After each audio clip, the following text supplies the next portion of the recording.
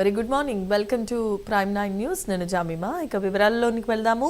తెలంగాణలో ఆర్టీసీ కార్మికుల సమ్మె కొనసాగుతోంది. ప్రభుత్వంతో జరిపిన చర్చలు విఫలం కావడంతో ఆర్టీసీ కార్మికులు సమ్మె బాట పట్టారు. దాంతో ఎక్కడికక్కడ బస్సులన్నీ డిపోలకే పరిమితమయ్యాయి. ఆర్టీసీ బస్సులు లేక ప్రయాణికులు తీవ్రమైన ఇబ్బందులు ఎదుర్కొంటున్నారు. దాంతో స్పందించిన ప్రభుత్వం ప్రత్యామ్నాయ ఏర్పాట్లు కూడా పూర్తి చేస్తోంది. ప్రయాణికుల కోసం ఆర్టీసీ సేవలు కొనసాగించడానికి అభ్యర్థుల నుంచి దరఖాస్తులు స్వీకరిస్తోంది. మరోవైపు డిపోల దగ్గర ఆర్టీసీ డ్రైవర్లు, కండక్టర్లు నిరసన వ్యక్తం చేస్తున్నారు. ఇక ఇదే అంశానికి సంబంధించి మరిన్ని అప్డేట్స్ ను వరంగల్ నుండి తిరుపతి లైవ్ లో అందించడానికి సిద్ధంగా ఉన్నారు. తిరుపతి, చెప్పండి. జమేమా, తెలంగాణ రాష్ట్ర వ్యాప్తంగా ఆర్టీసీ సమ్మె కొనసాగుతుంది. ఇందులో భాగంగా ఉమ్మడి వరంగల్ సంబంధించినటువంటి 9 డిపోలలో బస్సులు ఎక్కడికక్కడ నిలిచిపోయినటువంటి దృశ్యాలే కనిపిస్తున్నాయి. ఉదయం నుంచి కూడా అర్ధరాత్రి నుంచి సమ్మెకి దిగారు. ఫస్ట్ షిఫ్ట్ వచ్చినటువంటి ఉద్యోగులంతా కూడా ఆందోళన వ్యక్తం చేసినటువంటి దృశ్యాలే కనిపిస్తున్నాయి. ప్రజెంట్ ఇప్పుడు నేను హన్మకొండ నగరంలోని బస్టాండ్ ఏరియాలో ఉన్నాను. ఇక్కడ వరంగల్ 2 డిపో దగ్గర చూడొచ్చు, పెద్ద ఎత్తున బస్సులన్నీ కూడా డిపోలోనే నిలిచిపోయినటువంటి దృశ్యాలు అయితే కనిపిస్తున్నాయి. ఉదయం నుంచి కూడా ఆర్టీసీ ఉద్యోగులు ఒక సమ్మెను కొనసాగిస్తారు. 32 డిమాండ్లతో కూడా వారు సమస్యలు పరిష్కరించాలనే ఆవేదన వ్యక్తం చేస్తూ ప్రభుత్వానికి సమస్యలు చెప్పేటువంటి ప్రయత్నం చేసినటువంటి పరిస్థితి. అందుబాటులో కొంతమంది ఆర్టీసీ సంబంధించిన మహిళా ఉద్యోగులు ఉన్నారు. వారి సమస్యలు ఏంది, ఎందుకని సమ్మె చేస్తూ మాట్లాడారు, ఎందుకని మీరు సమ్మె చేస్తారు, ప్రధానంగా మీ డిమాండ్స్ ఏంటి, ఏం చెప్తారు? సార్, గౌరవనీయులైన ముఖ్యమంత్రి గారికి మేము చెప్పుకునేది ఒకటే అండి. మీరు పెట్టిన స్కీమ్ వల్ల మేము రోజు ఎన్ని ఇబ్బందులు ఎదుర్కొంటున్నామో మీకు తెలుస్తుంది. మా డ్రైవర్లను కొట్టడం కానీ, కండక్టర్లను కొట్టడం కానీ, పోలీస్ స్టేషన్లో పోవడం కానీ ఎన్నో సమస్యలు ఎదుర్కొంటున్నాం. పొద్దున్న ఎక్కిన దగ్గర నుండి సాయంత్రం డ్యూటీ దిగే వరకు ఏం జరుగుతుందో అన్న ఆందోళనతో మేము డ్యూటీ చేయడం జరుగుతుంది. అయినా కూడా గవర్నమెంట్ పెట్టిన స్కీమ్ను సక్సెస్ చేయాలన్న కోరికతో చేస్తున్నాం సార్. కానీ మా 42 డిమాండ్లు తీర్చడం కానీ, మా 32 డిమాండ్లు తీర్చడం కానీ, ప్రభుత్వంలో విలీనం చేయడం కానీ అనేది మాత్రం మీ దృష్టికి తీసుకొచ్చినా కూడా మీరు పట్టించుకోవడం లేదు. నిన్న చర్చలకు పిలిచి సాయంత్రం వరకు మీరు గుడ్ న్యూస్ చెప్తారని మేము ఎంతో ఎదురు చూసినాం సార్. కానీ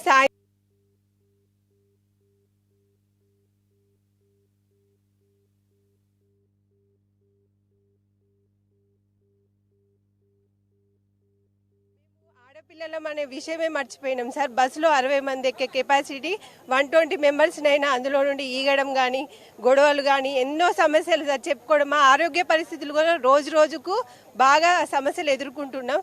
అయినా కూడా గవర్నమెంట్ పెట్టిన స్కీమ్ని ముందుకు తీసుకుపోవాలనే ఉద్దేశంతో చేస్తున్నాం. డిపోలో కూడా మాకు ఏమైనా సమస్యలున్నా చెప్పుకుందామంటే యూనియన్స్ లేవు సార్, అవి కూడా కావాలి. ముందైతే విలీనం అనేది ఖచ్చితంగా జరగాలి సార్. మాకు సమ్మె చేయడం ఏం కొత్త కాదు. ఇది మేము అనుకునే కోరిక నెరవేరే వరకు నిశ్శబ్దంగా సమ్మె కొనసాగిస్తూనే ఉంటాం. ఖచ్చితంగా మీరు మా మహిళా కార్మికుల మనసులో నిలిచిపోయే న్యూస్ మాకు చెప్తారని ఆశిస్తున్నాం. మీరు చెప్పండి, సమ్మె ఎప్పుడైనా కొనసాగిస్తారు, ప్రభుత్వం చర్చ జరిగితే విఫలమైన ఏం చెప్తారు? రేవంత్ రెడ్డి గారు సమ్మె ఇప్పుడు చేస్తున్నామని అంటే అది మీరే చేయించినట్టు. కానీ మాకున్న సమస్యలు మీరు కాంగ్రెస్ ప్రభుత్వంలో పెట్టిన మేనిఫెస్టోలో పెట్టిన 32 సమస్యలు ఇప్పటికైనా పిలిచి తీరిస్తే మేము ఇప్పటికిప్పుడే సమ్మెను విరమించుకుంటాం. ఈ పోలీస్ వాళ్ళతోని బెదిరించుడు అట్లాంటివి మాకు వద్దు. మేము పొద్దున 4 గంటలకు 5 గంటలకు ఎక్కిన వాళ్ళు కూడా రాత్రి 11, 12 గంటలకు దిగినా కూడా మేము డ్యూటీ చేస్తున్నాము. ఎంతో ఓపికతోని కాంగ్రెస్ ప్రభుత్వం వచ్చింది, మాకు మంచి రోజులు వస్తాయి ఆర్టీసీకి అని ఎదురు చూసినాం. కానీ ఇప్పుడే టీఆర్ఎస్ ప్రభుత్వం చేసినట్టుగా మీరు కూడా చేస్తున్నారు సార్. కానీ మాకు ఇప్పటికైనా మంచి కల్పించాలని పొన్నం ప్రభాకర్ గారు మాకు మంచి న్యూస్ చెప్పాలని మేము కోరుకుంటున్నాము. చెప్పండి, మీ ప్రధాన డిమాండ్లు ఏంటి, ఏం చెప్తారు? ఒక కార్మికుడు సమస్యకు దిగేలాగా చేసిరంటే ఎంత కడుపు మండితే దిగేలాగా చేస్తారు. మ్యానుఫ్యాక్చర్లో పెట్టినవి అమలు పరచండి. మీరు పెట్టిన స్కీములు ఇంకా 100 స్కీములు పెట్టినా కానీ మేము కష్టపడి ఆర్టీసీని పైకి తెచ్చుకుంటాం. ఇంతేనే చెప్పాలి. మీరు చెప్పండి, ఎప్పటివరకు ఈ సమ్మె కొనసాగిస్తారు, ప్రభుత్వం దిగిరాకపోతే ఏం చెప్తారు? ప్రభుత్వం దిగి వచ్చేంత వరకు మా సమస్యలు పరిష్కారం అయ్యేంత వరకు మేము సమ్మెలోనే ఉంటామని చెప్పని మనస్ఫూర్తిగా తెలియజేస్తున్నాం. ఈ వాస్తవానికి ఈ సమ్మెను మాకు ముందుకు నడిపించింది గవర్నమెంటే ముందుకు నడిపిస్తూ ఉన్నది. ఎందుకు అనంటే మేము గతంలో ఒకసారి సమయం కూడా ఇచ్చినాం. మేము సైక్ నోటీస్ దాకపోయిన తర్వాత డేట్ ఇచ్చే వారికి కూడా మేము ఒక సమయం ఇచ్చాము. మళ్ళీ 6 నెలల తర్వాత మళ్ళీ షురూ చేసిన తర్వాత ఇప్పటికీ 42 రోజులు అవుతుంది. మేము ప్రభుత్వానికి వివిధ రకాలుగా గేటు ధరణ కానీ, నల్ల బ్యాడ్జీలు కానీ ప్రతిదీ కూడా మేము ఖచ్చితంగా వాళ్ళు గవర్నమెంట్కి తెలియపరిచే ఉద్దేశంగానే మేము తెలియపరుస్తున్నాం. అయినా మా మాటలు బేఖాతరు చేసి సమ్మెలోకి నెట్టించిందే వాళ్ళు. ఇందులో లాస్ అనేది ఏం లేదు. ఎందుకు అనంటే యూనియన్ పునరుద్ధరించడం వల్ల లాస్ ఏం లేదు. ఒకటి.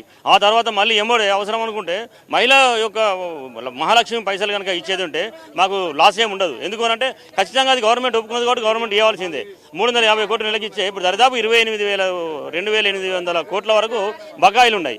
ఆ బకాయిలు కనుక మాకు ఇచ్చేది ఉంటే వచ్చిన కొత్త బస్సులు కొనుక్కోవచ్చు, పీఆర్సీలు అవుతాయి, ప్రతి ఒక్కరు కూడా మనకు జరిగే అవకాశాలు ఉంటాయి. ఇప్పుడు 3 పీఆర్సీలు రావాలి మనకు. 3 పీఆర్సీలు ఇంతవరకు కూడా మనకు అది ఇవ్వడమే లేదు. కాబట్టి మేము ధర్నాకు మేము స్ట్రైక్ పోవాల్సిన పరిస్థితి ఏర్పడ్డది. అది దీనివల్ల నేను చెప్పాను, మేము మనస్ఫూర్తిగా తెలియజేస్తున్నాం. ఏం చెప్పాల్సిన ఎటువంటి సమస్యలు ఎదురవుతున్నాయి మీకంటే? మహిళా స్కీమ్ వచ్చిన కాడి నుండి సీఎం గారు పెట్టినప్పటి నుంచి మేము తను ఇంప్లిమెంటేషన్ చేసిన ఆ స్కీమ్ను సక్సెస్ చేస్తున్నాం. ఒక్క 60 మంది ఎక్కాల్సిన చోట 120 మంది బస్సులు ఎక్కుతున్నారు. 150 మంది 120 మంది అయినా కూడా మేము ఎంత నరకాన్ని అనుభవించుకుంటే అయినా మేము డ్యూటీలు చేస్తున్నాం. డ్యూటీ అవర్స్ పెంచిరు. ఒక్కొక్కసారి రాత్రి 12-1 గంట కూడా అవుతుంది. మాకు భద్రత లేదు, రక్షణ లేదు. మమ్మల్ని మహిళలకు గుర్తించడమే మర్చిపోయారు సీఎం గారు. అటువంటి మేము ఎంత నరకమైనా అనుభవించుకుంటే మేము డ్యూటీలు చేస్తున్నాం. ఆర్టీసీని కాపాడుకోవాలి. సార్ గారు చెప్పిన స్కీమ్ అమలు పరుస్తున్నప్పుడు తను కూడా తన మేనిఫెస్టోలో పెట్టిందే మేము అడుగుతున్నాం తప్పించి మాకేం గొంతమ్మ కోరికలు అడగట్లేదు. తను చెప్పిన ప్రకారంగా మాకు గవర్నమెంట్లో విలీనం చేస్తా అన్నారు. ఆ గవర్నమెంట్లో విలీనం చేసి మాకు రావాల్సిన బకాయిలు ఇప్పించి యూనియన్లను పునరుద్ధరించి సంస్థను కాపాడండి. అవుట్ సోర్సింగ్ పెట్టి మీరు నడిపిస్తా, మీరు అందరు బయటికి వెళ్ళండి అంటే మా ఇంటి నుంచి మమ్మల్ని తరిమేస్తున్నారు. మా తల్లి లాంటిది మా ఆర్టీసీ మాకు కావాలి, మా డిపోలు మాకు కావాలి. అంతే తప్పించి వేరే వాళ్ళకు దారదత్తం చేసి ప్రైవేట్ పరం చేస్తా అనేది కరెక్ట్ కాదు. మా ఇంట్లో నుంచి మమ్మల్ని గెంటేయడం మీకు సరైనది కాదు. గౌరవనీయులైన సీఎం గారు మా ఆర్టీసీని మాకు ఇవ్వండి, మా డిపోలు మాకు ఇవ్వండి, మాకు రావాల్సిన చేయండి. రిటైర్మెంట్ అయిన వాళ్ళకు ఇప్పటి వరకు బకాయిలు రాక చాలా మంది సూసైడ్ చేసుకున్నారు. వాళ్ళకు రావాల్సిన బకాయిలు కూడా ఇప్పియండి. ఇన్నేళ్ళ బట్టి వాళ్ళు డ్యూటీలు చేసి వాళ్ళకు రావాల్సిన బకాయిలు రాక మనస్తాపంతో ఎంతో మంది ఆత్మహత్య చేసుకున్నారు. ఇదంతా పాపం తగులుతుంది సీఎం గారికి. ఆ సీఎం గారు మీరు మా ఆర్టీసీని కాపాడండి, మమ్మల్ని కాపాడండి. ఇది పరోక్షకంగా సమ్మెకు నెట్టేస్తున్నది మీరే. మాకు ఎవరు చెప్తేనో మేము సమ్మెకు రాలేదు. తను పరోక్షంగా చేయకపోయేసరికి 2.5 సంవత్సరాలు వెయిట్ చేసినాం సార్ చేస్తారని. తను చేయకపోయేసరికి సమ్మెలోకి వచ్చినాం. పరోక్షంగా సమ్మెలోకి నెట్టింది సీఎం గారే కాబట్టి తనే కాపాడాల్సిన బాధ్యత మాకు తనపైనే ఉంది. ఆర్టీసీ మహిళా ఉద్యోగుల అభిప్రాయం అయితే పరోక్షంగా సీఎం రేవంత్ రెడ్డి సమ్మెకు నెట్టారు. తప్పకుండా మాకు ఇచ్చినటువంటి హామీలని నెరవేర్చాలి. మహిళా ఉద్యోగుల మంది తీవ్ర ఇబ్బందులు ఎదుర్కొంటాం. గతంలో సీఎం రేవంత్ రెడ్డి మేము సమ్మె చేసినప్పుడు వచ్చి మాకు హామీ ఇచ్చారు, కానీ ఇచ్చినటువంటి హామీలు నెరవేర్చలేదు. ఇప్పటికైనా రాష్ట్ర ప్రభుత్వం తప్పకుండా ఆర్టీసీ ఉద్యోగుల సమస్యలు పరిష్కరించే డిమాండ్ అయితే తెలంగాణ రాష్ట్ర వ్యాప్తంగా ఆర్టీసీ ఉద్యోగులు వ్యక్తం చేసినటువంటి సిచ్యువేషన్ కనిపిస్తా ఉంది. జమీమా, తిరుపతి ఇప్పుడున్నటువంటి పరిస్థితుల్లో ఆర్టీసీ ఉద్యోగులంతా సమ్మెబాట పట్టారు. మరోవైపు డిపోల వద్ద చూస్తూ ఉంటే బస్సుల కోసం ప్రయాణికులు పడిగాపులు కాస్తున్నటువంటి పరిస్థితి. ప్రత్యామ్నాయంగా అధికారులు కూడా ఏర్పాట్లు పూర్తి చేస్తా అన్నారు. అది ఎంతవరకు ప్రణాళికను సిద్ధం చేశారు? ఏ విధంగా దీనికి ఏర్పాట్లు చేస్తున్నారు?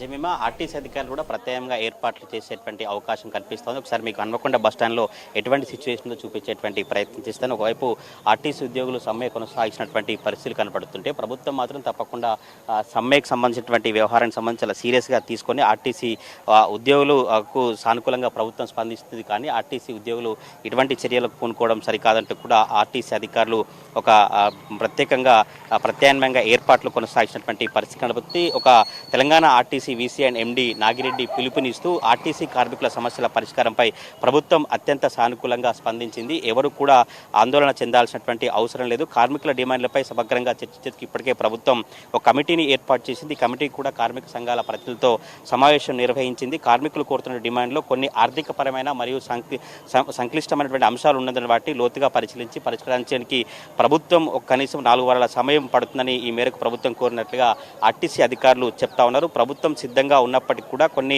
సంఘాలు వాస్తవాలను విస్మరించి అనేక సమ్మెలకు పిలుపునిస్తాయి, కార్మికులను తప్పుదోవ పట్టిస్తున్నాయంటే కూడా ఆయన ఆగ్రహం వ్యక్తం చేసినటువంటి పరిస్థితి కనబడుతుంది. ఒకవైపు అటు ఎలక్ట్రిక్ బస్సులు కావచ్చు, ఇతర డిపోలో ఉన్నటువంటి బస్సులన్నీ కూడా డిపోలకు చేరేటువంటి పరిస్థితి కనబడుతుంది. ఆర్టీసీ సంబంధించినటువంటి ప్రయాణికులంతా కూడా తీవ్ర ఇబ్బందులు పడుతున్నారు. ప్రజెంట్ మనం చూసినటువంటి దృశ్యాలన్నీ కూడా హనుమకొండ సంబంధించినటువంటి బస్ స్టాండ్ ఉదయం నుంచి కూడా బస్సులు లేక ఇక్కడ నిలిచిపోయినటువంటి దృశ్యాలే కనిపిస్తున్నాయి. ఆర్టీసీని ప్రభుత్వంలో విలీనం చేయాలని ప్రధాన డిమాండ్ డిమాండ్తో ఆర్టీసీ సంబంధించినటువంటి ఉద్యోగులు ఆందోళన పాట పట్టిన నేపథ్యంలో ఎక్కడికక్కడ బస్సులు నిలిచిపోయినటువంటి పరిస్థితులను బట్టి ఉమ్మడి వరంగల్ జిల్లా వ్యాప్తంగా 9 డిపోలు ఉంటే 9 డిపోల ముందు ఉద్యోగులంతా ఆందోళన వ్యక్తం చేసినటువంటి దృశ్యాలు కనిపిస్తా ఉన్నాయి. మనం చూసిన విజువల్ అంతా కూడా హన్మకొండ బస్ స్టాండ్లో రెగ్యులర్గా నడిచేటువంటి పల్లె వెలుగు బస్సులు కావచ్చు, ఎక్స్ప్రెస్ బస్సులు అంతా నిలిచిపోయిన నేపథ్యంలో ప్రయాణికులు అక్కడ ఎదురు చూసినటువంటి పరిస్థితి అయితే కనబడుతుంది. విద్యార్థులు కావచ్చు, అనేక మంది ఇక్కడ వెయిట్ చూసినటువంటి దృశ్యాలు అయితే కనిపిస్తున్నాయి.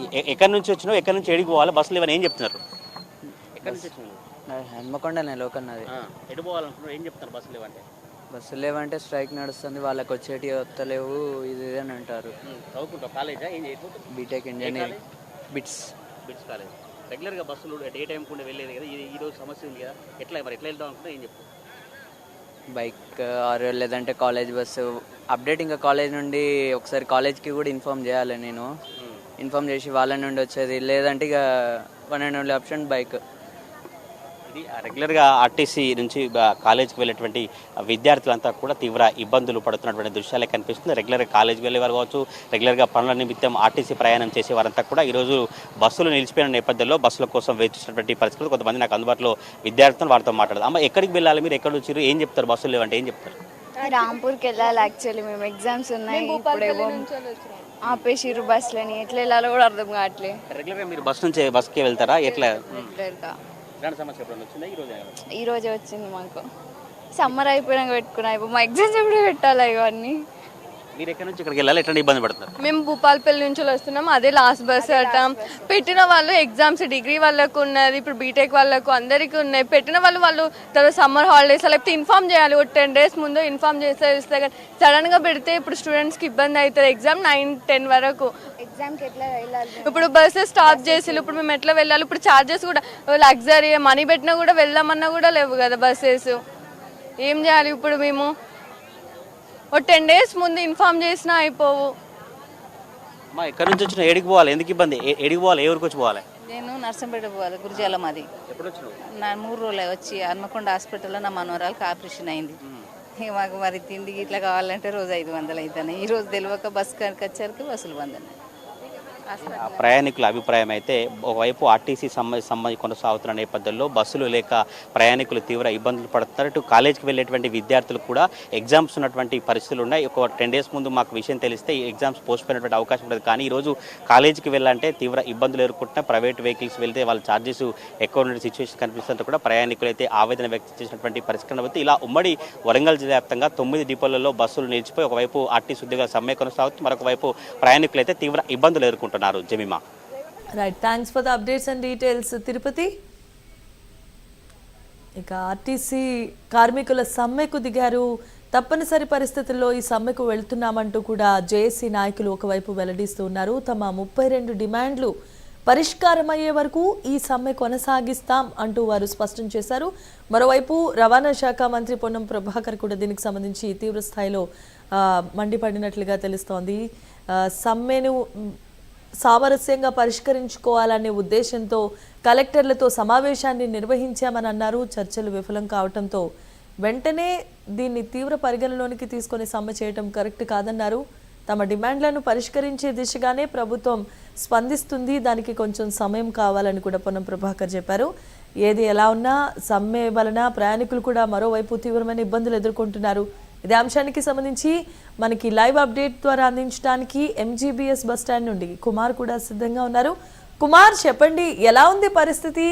ఒకవైపు సమ్మె సైరన్, వాళ్ళ డిమాండ్లు పరిష్కారం చేయాలి అంటూ జేఏసీ నాయకులతో కలిసి ఆర్టీసీ సిబ్బంది నిరసనకు దిగారు. మరోవైపు ప్రయాణికులు తీవ్రమైన అవస్థలు పడుతూ ఉన్నారు. ఎలా ఉంది పరిస్థితి అక్కడ?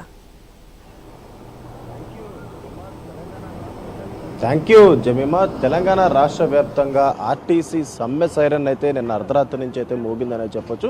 ముఖ్యంగా తమ డిమాండ్లు పరిష్కరించే వరకు కూడా ఇటు సమ్మె కొనసాగిస్తామంటూ కూడా ఇటు ఆర్టీసీకి సంబంధించిన జేఏసీ నాయకులు కూడా చెప్తున్న పరిస్థితి అవుతుంది. అయితే ముఖ్యంగా తమకు 32 డిమాండ్లు ఉన్నాయి. ఆ డిమాండ్లు వెంటనే ఏదైతే ప్రభుత్వం తీర్చాలంటూ కూడా ఇటు జేఏసీ నేతలు చెప్తున్న పరిస్థితి అవుతుంది. అయితే ప్రస్తుతం మనం ఎంజీబీఎస్ బస్ స్టాండ్లో అయితే ఉన్నాం. ఎంజీబీఎస్ బస్ స్టాండ్లో మనం విజువల్స్లో చూడొచ్చు. బస్సులన్నీ కూడా ఇక్కడ ఉన్న డిపోకే పరిమితమయ్యాయి. అయితే ముఖ్యంగా ఇటు ప్రయాణికులు కూడా చాలా ఇబ్బందులు పడుతున్న పరిస్థితి అవుతుంది. అయితే ముఖ్యంగా చూసుకున్నట్టయితే ఎంజీబీఎస్ బస్ స్టాండ్లోని ప్రతిరోజు కూడా ఏదైతే ప్రయాణికులతో ఎక్కువ ఇక్కడి నుంచి ప్రయాణాలు అయితే ఎక్కువ జరుగుతుంటాయి. కానీ ఇటు ఆర్టీసీ సమ్మె సైరన్ మోగించడంతో ప్రస్తుతం ఏదైతే ప్రయాణికులు కూడా చాలా ఇబ్బంది పడుతున్న పరిస్థితి అయితే ఉంది. అయితే తెలంగాణ రాష్ట్ర వ్యాప్తంగా కూడా ఈ సమ్మె అయితే కొనసాగనుంది. ముఖ్యంగా తమ డిమాండ్లు పరిష్కరించే వరకు కూడా ఏదైతే ఈ నిరసన వ్యక్తం చేస్తామంటూ కూడా ఇప్పటికే జేఏసీ నాయకులు చెప్తున్న పరిస్థితి అయితే ఉంది. అయితే ముఖ్యంగా చూసుకున్నట్టయితే ఇటు ప్రభుత్వం కూడా ఇటు ఏదైతే జేఏసీ నాయకులకు సంబంధించి అలాగే ఆర్టీసీకి సంబంధించి వాళ్ళకున్న షరతులు ఏవైతే ఉన్నాయో దాన్ని పరిష్కరించేందుకు సిద్ధంగానే ఉన్నాం. అలాగే మరొక పక్క ఏదైతే ఈ సమ్మె ఏదైతే ప్రభుత్వంతో చర్చించి ఏదైతే సానుకూలంగా దీనికి సంబంధించి పరిష్కారం చూసుకోవాలి తప్ప ఇలాంటి సమ్మెలు చేయొద్దంటూ కూడా ఇప్పటికే రవాణా మినిస్టర్ పొన్నం ప్రభాకర్ కూడా చెప్తున్న పరిస్థితి అవుతుంది.